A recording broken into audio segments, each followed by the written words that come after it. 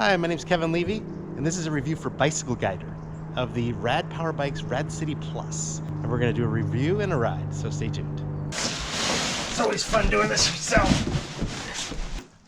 Now, according to the assembly instructions, you take off all the zip ties.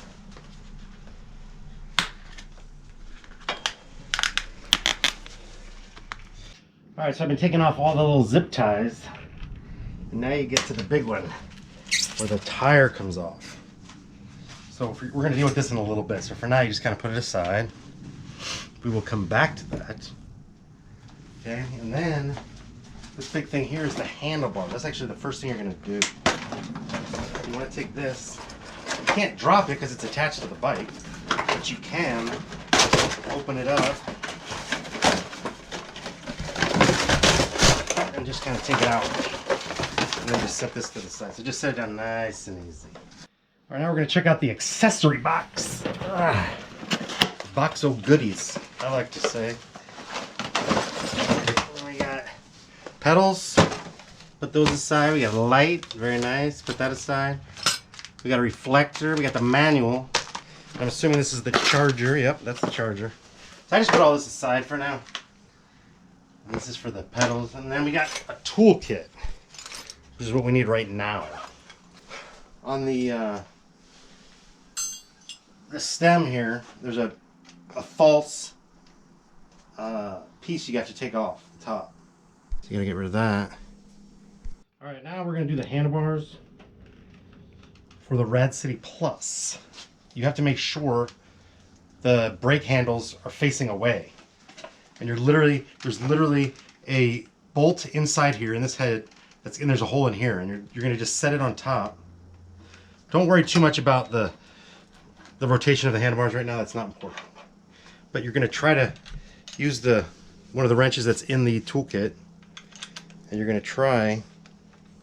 Is it lined? If it's lined up correctly, yeah, it is. And this piece is going to be being drilled into this piece, or screwed into this piece. So the RadCity Plus, unlike some of the other bikes, some of the lower end bikes by Rad Power Bikes, has a telescoping handlebars. So not only can you rotate this way, you can also rotate up and back, which is kind of cool. If you're a bigger person, you can rotate it forward. You have more space between you and the seat. If you're a shorter person, you can rotate it back. And this plastic piece right here is just a stand. And if you see in here, if you come over here, this is the brake caliper, and it's got two brake pads in the middle. There's a little plastic piece you're going to take out that's literally just a safety precaution. You don't really need that, okay? Then this is actually the axle that you're going to use on the bike to put the front tire on, but you have to unscrew it. And be careful, because back here is a spring and up here is a spring. And there again, there's a spring on this side too. And just pull it all the way through. Just set it off to the side, lift the bike. All right. Then you have the rotor side and the non-rotor side. The rotor side, make sure it's in line with the other rotor side. There's a rotor back there on that one. You're gonna feed this through. Now there's a few things you gotta do. Okay, so you have, over here you have the brake calipers. And if you look between it, there's a space. So you have two brake pads that when you use the brakes, they clamp on each other. This has to go in between those, okay? And the two forks have to seat on here and here. The lift, if you notice, I'm trying to get the brake rotor in between the brake caliper. See that? And at the same time, I'm trying to sit it. Did I see that? I did it. So you can see that the brake rotor is between the brake calipers, and these are both seated on here. Okay, now we have the pedals. Gotta put those on. When you're sitting on the bike, looking that way, right is on that side and left is on this side. So this is the right one, this is the left one. Okay, and then do the same thing on the right hand side. So the left goes counterclockwise, the right goes clockwise. Alright, so now we're going to do the front fender. And you're going to push the front part of the fender underneath this, like a bridge. This. And you're going to kind of all at once bolt them through to this bolt. You're going to unscrew these. Yeah. You kind of put it like this. Okay. Okay, like this. And then put the nut on the other side. For the last two things you need to do is you need to take red wire and red wire. This is to make sure the light works. Green wire and green wire. This is to make sure the display works. Okay, and then, bam! Just like that, everything's already starting to work. Okay, the RadCity Plus has a 48 volt, 14 amp hour, 672 watt hour battery. RadCity Plus has a 750 watt rear hub motor with 750 watt peak. The bicycle has hydraulic disc brakes front and back. You can see them through there, over here. Comes with fenders in the rear and in the front.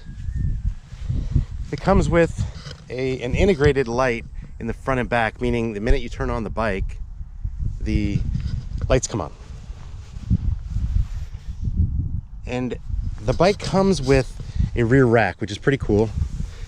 It has a spot for some bike seats for some kids. You can also put all kinds of things on here with like a bungee cord. You know, you could put your lunch, you could put your gym bag, you could put your work bag, so forth and so on. 180 millimeter rotors, I believe. I can't find the exact specifications, but it certainly looks like them. Front suspension with preload and lockout. The RadCity Plus has telescoping seat, which enables you to have a rider from about 5'4" to maybe 6'2", and it has a nice seat with some cushion. It also has an angular neck that you can modify, tilting the handlebars back and forward. Battery has Samsung cells, and it's semi-integrated, which is pretty cool. The battery is half in the bike, which is pretty cool in the down tube. Okay, forgive me, because of the sun I had to come inside to show you the display. The display is in two parts. If you press this button right here, the left display and the right display come on. The left display shows the pedal assist level, there are 5, and there are 7 gears. And it shows the 10% degradation of battery percentage. If you come over here on the right side, you have a bigger display, which is really nice. It shows the speed, the odometer, the time of day, I don't have it set correctly, and the watts that you're putting out, which is really nice. And while I'm here, I will show you the 27.5 by 2 inch V tires from V Tire Company. Overall, we're big fans of the bike. We really like the hydraulic disc brakes. We really like the more powerful 750 watt motor with a little bit more hill climbing capability than the RadCity. We like that it has the rack. We like that it has the adjustable handlebars. We like that it has the integrated battery. And overall, it's just a nice, sleek look. And we really like the bike. So first, from a dead stop, pedal assist 1, and I'm in gear, oh, I'm in high gear. Okay, I'm in gear 3, let's say. Pedal assist 1. All right, I mean, you definitely hear it, you definitely feel it. It's just not a lot, as you would expect. Yeah, it just gives you, like, let's say 10% help, maybe 12%. Okay, now let's go into pedal assist 2. Definitely a little bit more, not a lot. A subtle difference. Got a lot of traffic going on here. Let's see what pedal assist 3 is all about. Okay. So we're still in gear, let's say 3. Yeah. Pedal assist 3. Whoops. Yeah, big jump. It's typically the case. 1 and 2 are really minimal. Not a big difference between the two. And I'm like, right now I'm at gear 3, pedal assist 3, and I'm maxing out on pedaling. I have to actually gear up. So yeah, I'm in gear 6, pedal assist 3, And we're going at 17 miles an hour, and I'm like really not trying much at all. 18 miles an hour. So you can almost max out the speed on this thing in pedal assist 3. Yeah, this is really nice. Okay. Let's try pedal assist 4.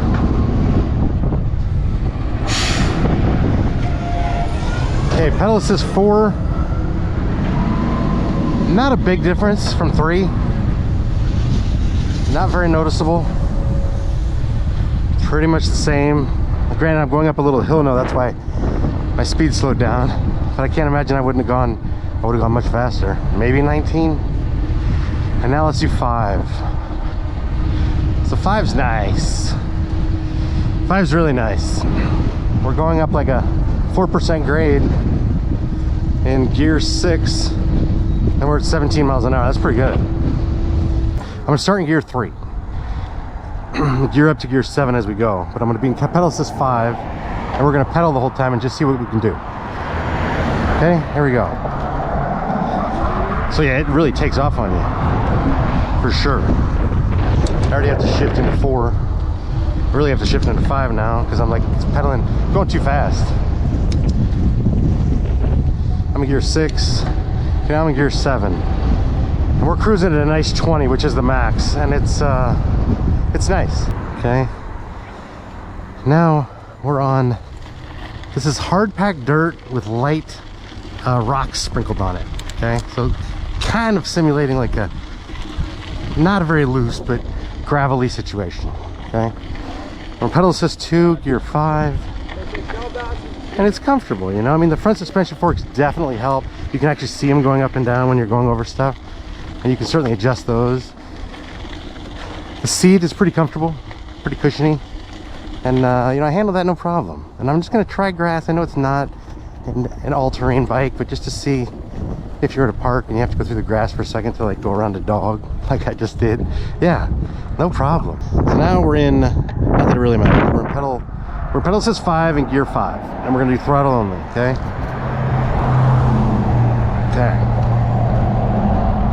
so yeah, it takes off, not quite as much as when you pedal, obviously, but it takes off. I mean, we're already at like 15 miles an hour, so that's pretty good.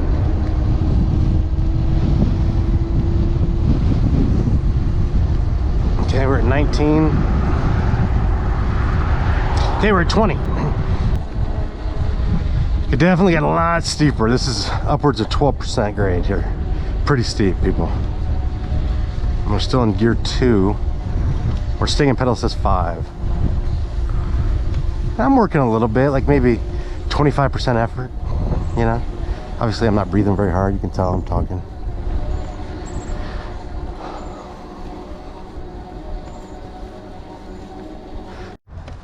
Okay, so here's the basket. It mounts right onto the front head tube with these 4 bolts. It enables you to take the light off of the mount that's here and put it on the front of the rack, which is nice. So it's way out front. The rack is really nice and sturdy, and it's got a nice wood bottom, nice black painted finish, and I think you could put a lot of stuff in here. This is like a nice little container to put your keys, your wallet, you know, whatever else you want. It's even got like a little slide to tighten it up. That's pretty nice. It also has a pretty nice bottle holder, which is kind of cool. It doesn't rely on like having the 2 bolts on the main stem. It can go on any bike. You literally just clamp it around the handlebars, and then it's nice and secure. So that's really nice too. So this is the Thule Maxi Easy Fit seat for the RadCity Plus. It's actually for many of their bikes, but it definitely fits the RadCity Plus. You can install it very, very, very easily by just snapping the seat onto the rack and then turning this dial. It really is that simple. And then there's this little strap that goes around the seat to keep it even firmer. We have a 5-year-old girl in the seat. Thank you so much for doing this. You can see that it has a 2-point harness that both click into here. It's got adjustable straps with a nice comfortable rubber cushion for both sides. And you can see that right here, you can flip this and you can raise and lower the foot pegs. So there you have it. That is the RadCity Plus by Rad Power Bikes. Hope you enjoyed the video, and Learned some interesting information about this really nice bike. $1,999. Rad Power Bikes RadCity Plus. Thanks for watching. You'll find other Rad Power Bikes electric bike videos on our site.